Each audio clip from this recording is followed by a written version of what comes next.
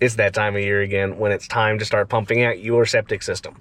Now, we need to talk about access issues and what happens when you don't have good access on your septic system.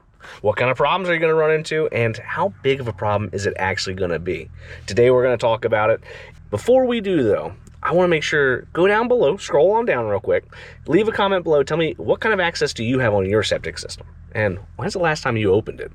Now that you've done that, let's go ahead and start talking a little bit about septic systems. The septic tanks come in a variety of sizes. Now, typically, you're going to see that most of the older homes, mostly before the 2000s, are only going to have a 6-inch cleanout. Some of the older houses might not have anything, but every tank is going to have some access point at some part of it. Typically, you'll have one on the front, one in the back. Sometimes you'll have older tanks that'll have one on the front, middle, and back.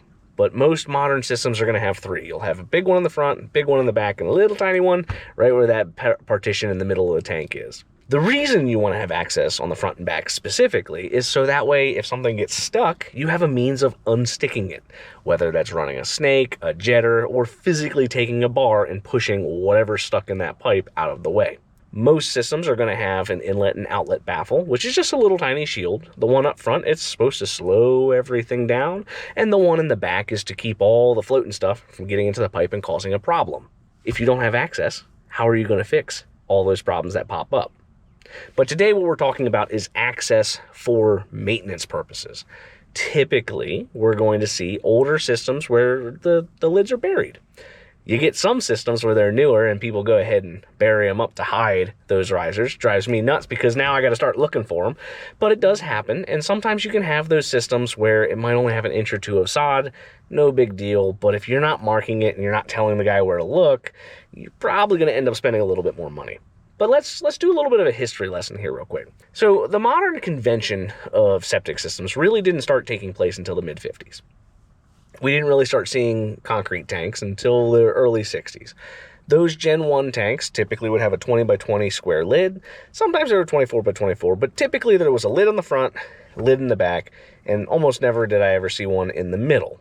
Most of these older tanks would have a concrete baffle from edge to edge, and it was what we would refer to as a wall baffle. We don't really use that anymore because there's more surface area for the nice, nasty sewer gases to get in there and start chewing it up, making that concrete eventually fall off. Modern systems, typically late 60s to the 80s, mid-80s, were mid-seam tanks, and they would have 3 lids. Some counties, you'd only have 2. Right? The ones with 2 would be a 24 by 24 square lid. Those lids weighed a bunch, and they were really annoying to pick up. The other ones, where it was 3 lids, would have a 12 by 12 in the front, 24 round, sometimes 20 round in the middle, and then another 12 by 12 in the back. And basically the best way to think about that is it's like a paver. The main difference with this generation of tank is the type of access at grade. So remember, older systems, typically it'd be buried a couple inches to a foot below the surface. Those newer ones were typically only accessible by a cleanout. Typically it'd be 5 to 6 inches. Sometimes you get the really tiny ones where they're 4 inches, but that's only usually on the cinder block tanks and not what you want to see. It's really more difficult to maintenance the system properly on a small cleanout. All of these systems in the mid-90s to early 2010s, typically you would see a combination of a cleanout and a manhole. The manhole riser is the big circle in the middle of the tank on most of these systems. So you'd have the cleanout over the front end, just in case something got stuck in the inlet baffle. That's usually where you're going to see clogs, as the inlet baffle. Or you would see cleanout on the front, back, and a riser in the middle. Those are my favorite because then you can get to all sides of the tank, no problem. The manhole riser typically is going to be concrete. Sometimes they're plastic. I usually prefer the plastic ones so that way they're watertight, easier to maintenance, easier to fix, and also when you smack it with the mower, because everybody seems to smack them with mowers, you're not having to replace your mower or fix the belts, fix the deck, all that good stuff. The purpose of the manhole riser is for better maintenance, better pumping. And the reason why is your septic tank is going to have a large area. It's typically rectangular. You get some systems that are circular, but in our area, most of these tanks are rectangular. So if you have the access point only on the front, you're not going to be able to do a really good job getting all the solids in the back of the tank. Typically, you're going to want to have a manhole in the center of the system so that way you can hit all 4 corners of your tank, meaning you get less debris in the system, meaning you get a longer lifespan out of your absorption system, whether it's a drain field, dry well, whatever. keeping the solids out of that system makes it last longer. You don't want any of that debris getting in there because it's going to plug it up. It's going to cause problems. You might get a clog. You might have sewage coming back to you. And if you get really unlucky, it might go up to the surface and start gushing out of the ground.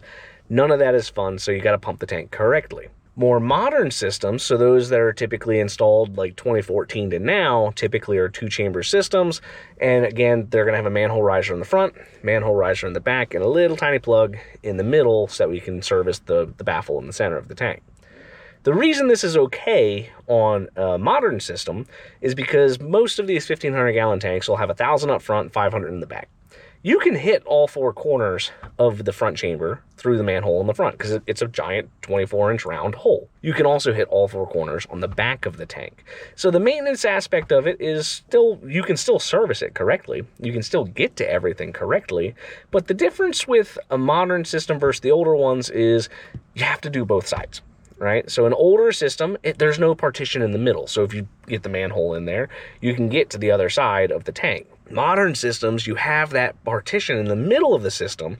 So if you don't go either or, so front and back, you're going to be missing all of the debris that collects in that rear chamber, defeating the purpose of a 2-chamber tank. The reason 2-chamber tanks exist is to clarify the liquid. You want to have less debris getting into your drain fields. Essentially what a 2-chamber system's doing is you're taking a majority of the debris, capturing it in that front chamber, and then that partition, no matter how good your system is, a little bit of junk is going to get out of the septic tank. So that partition allows a space for that little bit of debris to go. And so that little bit of debris from the first chamber will then go to the second chamber, at which point separation will occur again, and then off into the rest of the world, it'll wander off into the drain fields. It's important to do both sides. Where I ran into a lot of issues on more recent systems is if people put stuff over top of the tank to where you can't clean the back of the tank. Now we need to talk about other restrictive things. Typically, the 3 big things I come across are driveways, patios, decks.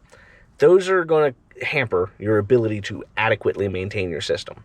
Now, if you have the manhole riser already there, is it the end of the world to build a brick patio around it? No. If your system's rated for load-bearing traffic and you have a load-bearing riser, you can also put a driveway over it. I've seen brand new construction where they permitted it in that they needed it to be underneath of the driveway.